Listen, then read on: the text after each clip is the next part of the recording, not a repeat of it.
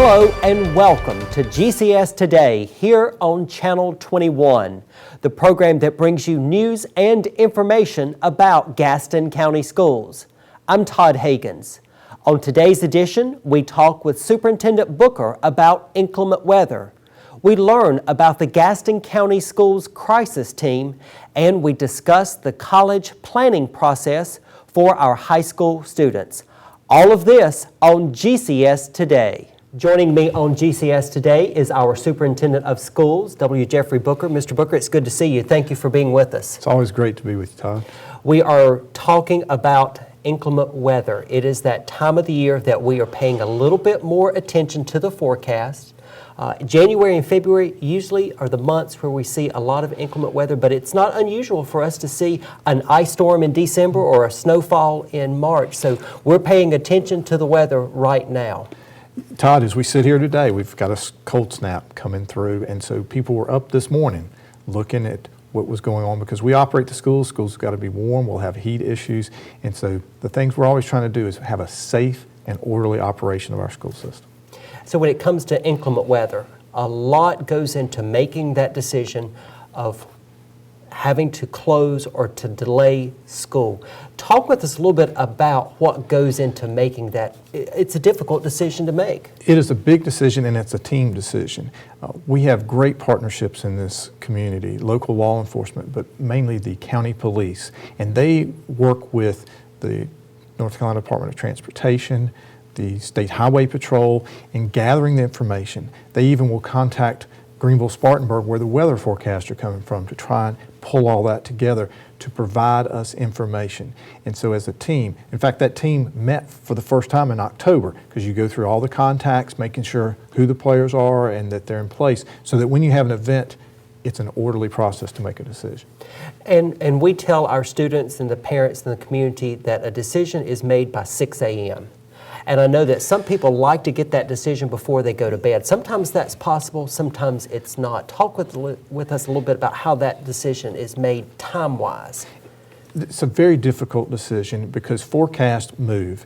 You're dealing with winds, temperatures, and moisture. So all those combined can have an impact. So we'll try to work, and the team will meet in the afternoons and then be gathering the information and trying to see where we go. But usually if we haven't made a decision and had good solid information by 9 o'clock at night so that we can make the 11 o'clock news, we won't make that decision until the next morning. And the team will mobilize typically between 3 and 4 in the morning to begin gathering information. The main thing is to see, did the storm get here or not, and what are the conditions?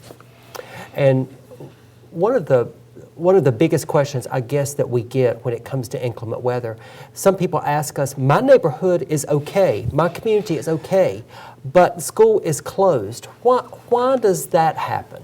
We are a school system, and we run a transportation system that will travel 12 to 15,000 miles during the run of our buses. And running those 200 buses, they run all over the county. And so parts of the county may not even see the storm, may not encounter it, and the other parts get inch or more and it stays. So that's the first thing that will happen. Some will not understand why it's been delayed or canceled. The second issue becomes there are some roads that are covered and don't get sun, don't melt, and we operate and we have some workarounds where we can avoid some of those roads, but that's where the North Carolina Department of Transportation becomes so critical because they will start giving us feedback on the conditions of roads and what they're going to be able to get passable for the next day. That's also the county police because they keep their cars out on the road all the time. They give us feedback of this is happening here because they may identify sleet, snow starting somewhere before it's even showing up in our projection. So it's a real difficult, but we have to make it for the whole system. And that's where folks in your area have done a great job of posting some pictures and showing folks this is what we're dealing with. The weather can be very different because we're such a large county. It can be very different in Belmont and then the weather that you have in Cherryville. And people sometimes don't realize that or think about that. Well, and you've pointed out the east and west, but we also have the north and south. There's a part that in our northern part of Vail and areas that will get a little pocket of cold air will come down and we'll have an event there. So the big thing we always try to stress is safety. We're going to make a decision on whether schools are open or not, and then people have to make a decision on their transportation and what they're going to do. We never want to have someone allowing a child to drive when they don't feel they're comfortable to drive. Our buses will be coming by and they can get a ride that way. Same with our employees. We stress with them, don't travel if you don't feel safe. I think that's an important message because we are a large county and there's a lot of space in our county. And when you look at the areas in Bessemer City and Cherryville, some of those rural areas, the areas north of Dallas, areas in the Stanley, the East Gaston area, those are the more rural areas where you don't get the attention on those roads the way you get it on 321 and 85 and some of our other busier roads. Believe it or not, there's a part off of 321 in the southern part of our county that has a lot of topography up and down, and any slight ice there makes it very difficult for our buses to travel those roads. And so it is a situation where we have to look at a number of different roads, and it's a difficult call. Now, contrary to what the students think, we would like to have no snow, but students love snow. When it happens, and it most likely will because we face it every year, when it happens, we want parents and the community and students to rely on our website, our social media, the mobile app that we have, Channel 21, and of course the local media outlets. And of course we send out the telephone calls to notify people, and we try to do that as quickly as possible. Our intent is to get it out as soon as we know, and we're not delaying the call. We would all like to sleep in the next morning and know that it's not going to go, but a lot of times it comes into that 5 o'clock, 6 a.m. range we have to. So the most confident place for people to see is our website and then the mobile app. That's the first two places we're going to release it. And yes, there'll be folks out there hoaxing every now and then, and I have children in the system, and they'll come and say, look, Dad, and no, we haven't made a decision yet. The safest way is to look at our website and to look at our mobile app, because even the news stations have made a mistake before because they've seen other districts closing and thought we were going to close or vice versa. So that's the way we try to get it out. We'll also do a call from Todd Hagens. That's right. We'll come across, but by the time that call gets, it can take time to call 30,000 homes. So the quick way for them, and the reason we do both is we know some people lose power and they say, I can't get to the internet. So we hopefully by using the app, they can get it through their phone. That's right. It'll be a lot of fun as we face inclement weather this winter season. And I'd be remiss if I didn't talk about, we have a tight calendar, and so there are not many makeup days.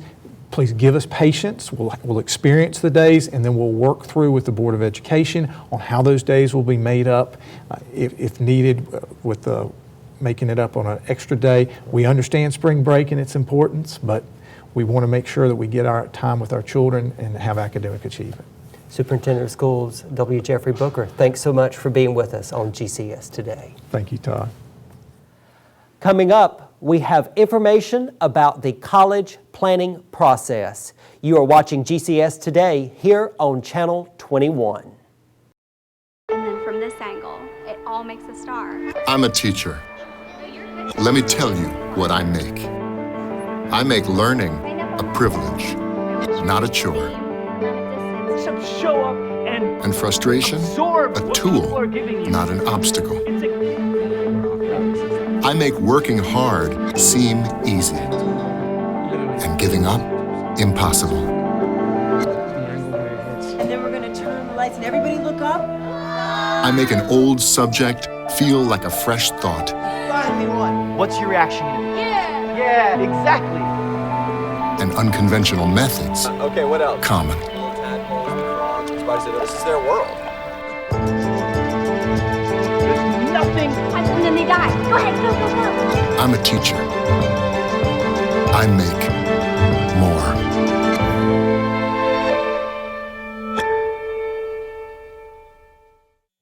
Joining me on GCS Today is Dr. Amy Parker. She is the Director of Counseling Services for Gaston County Schools. Dr. Parker, thank you for being with us today, and we are going to talk about the college planning process. Let's begin with our seniors. Those 12th grade students, where are they at in the college planning. It's the college selection process for them. Absolutely, Todd. Thank you so much for having me. This is one of my favorite topics as students are planning for their future. And what I would say now is that hopefully students have completed applications or in the final stages of completing applications, making sure they've given plenty of time when they need recommendations from teachers or counselors, and really getting all that information in, making sure that they are meeting deadlines for that, and then spending a little time looking back at their college choices to really make sure which college might be the best fit for them. And of course, once you've got those applications going, hopefully they've already begun, but if not, it's the time to really get started looking at scholarships. I know that our counselors put out information about scholarships. There's a Gaston County Scholarships.com opportunity for them to look for scholarship opportunities. So I want to make sure. Sometimes people think that you maybe wait till spring for that, but actually scholarships are something that you can do throughout your entire high school process. So starting anytime is great. Finally, what I would say is if they haven't started, financial aid. Typically, January 1st is a date for starting financial aid, but the process changed this year. So actually the federal government started the financial aid process October 1st, and families can use their 2015 income data. So that's been a really positive change, I think, because I know in working with students in the past, it was always a scramble for families to get their taxes done so that they could do the financial aid form, but now they can use last year's information. So it's going to give them an opportunity to get it done more completely from the beginning, and reminding families that it is important to do that as early as possible. And you mentioned the high school counselors. They are a great resource to assist students with that financial aid and with that scholarship process. Absolutely, and they are welcome to do that. They want students to come in, ask them questions, anything that they can do to help with that process. And what I would say is there are a lot of scholarship opportunities out there, so we just need students to participate as well. And often I know families help doing that research, finding those scholarship opportunities, and then anything that school counselors, or even if it requires teacher recommendations, other information, everybody in the school wants to help. We want our students to have the most opportunity to go to college that they can. And last year was a record-breaking year for scholarships. We had $53 million awarded to our students in the class of 2016. So hopefully we'll have that same amount or even more for the class of 2017. I certainly hope so. I know that we have a talented class, and I look for great things from them. All right, so the college planning process, really, I guess it belongs more in the, for our juniors, the 11th grade students. They are the ones that are really, at this point, starting to plan for college.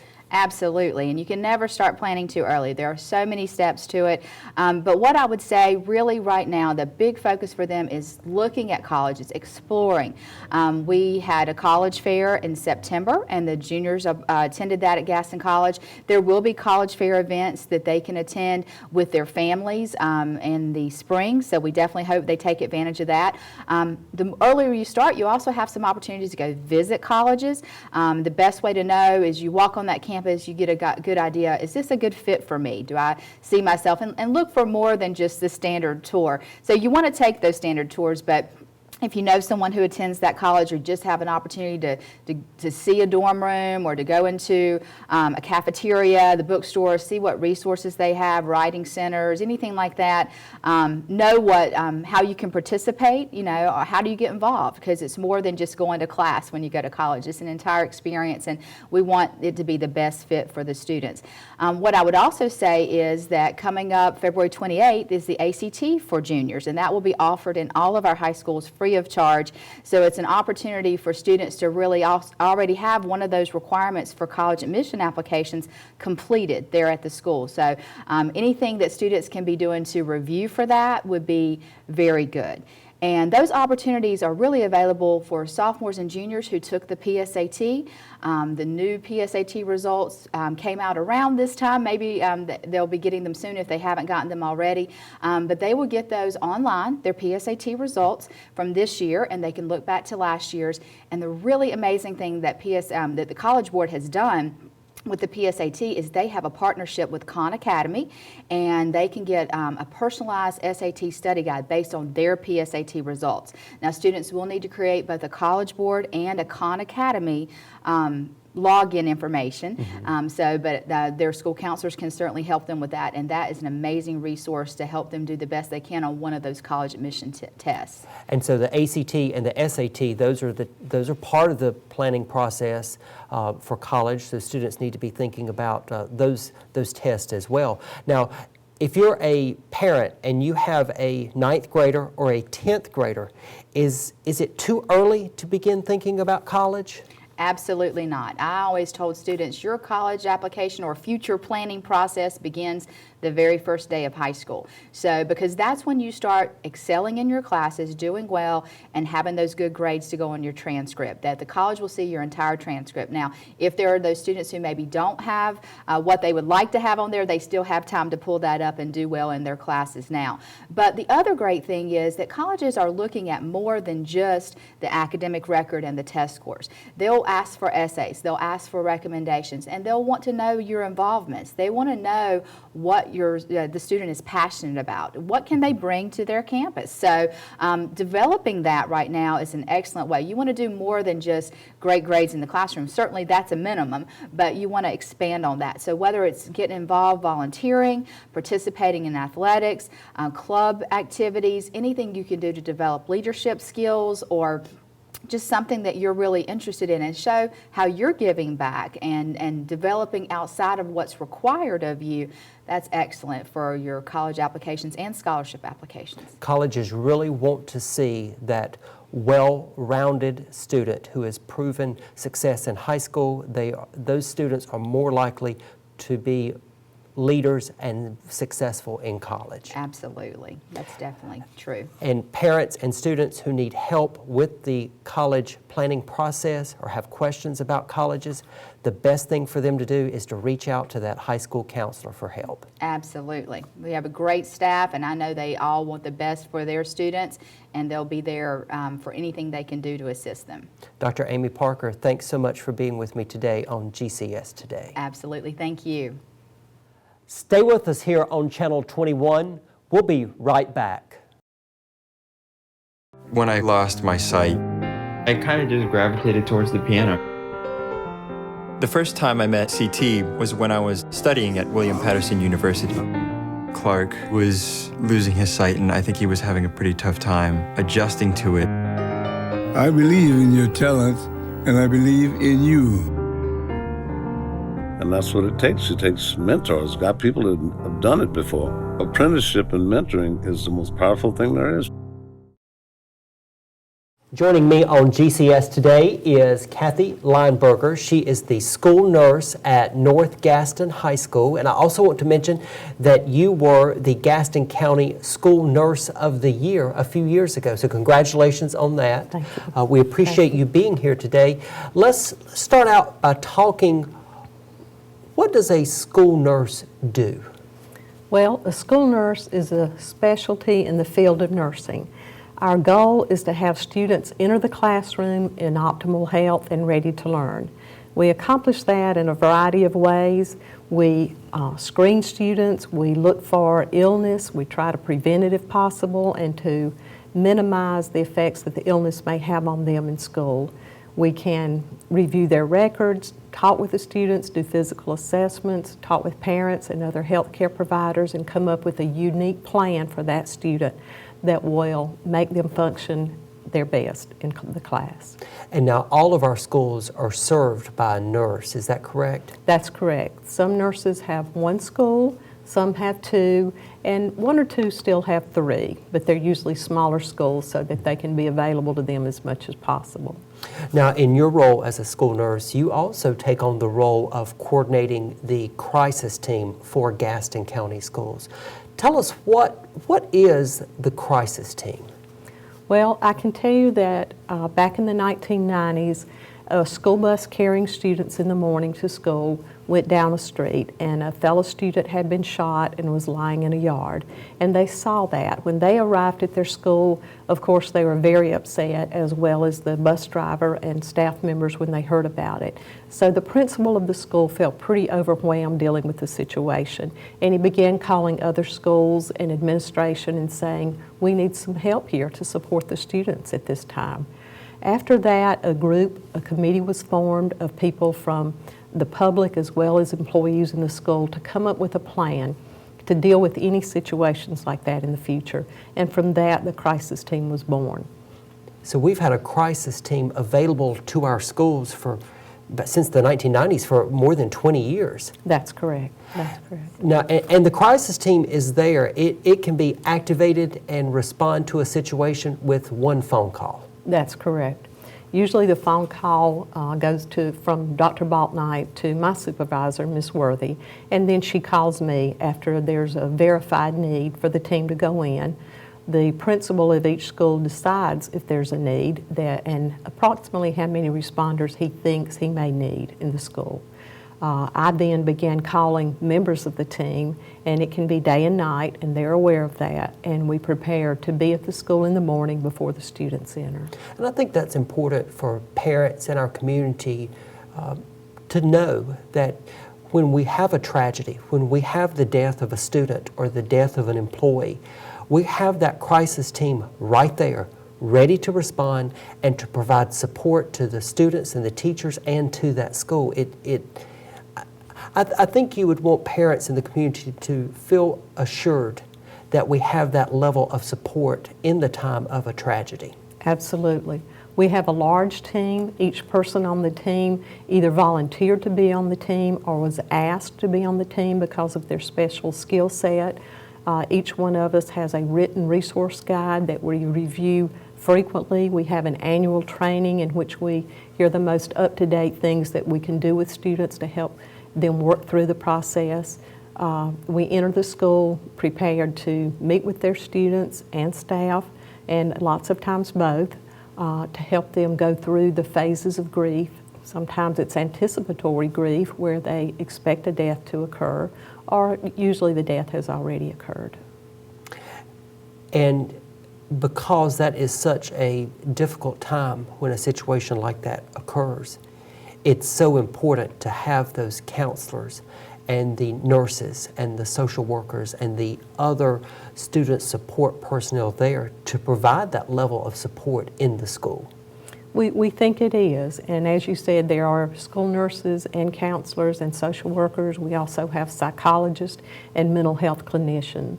Our goal as we help students work through the normal phases of grief is also to try to identify any of their students that seem to be having more difficult problem going through this, and we refer that list to the counselors when we leave, and we also contact parents during the day when we feel there is a need.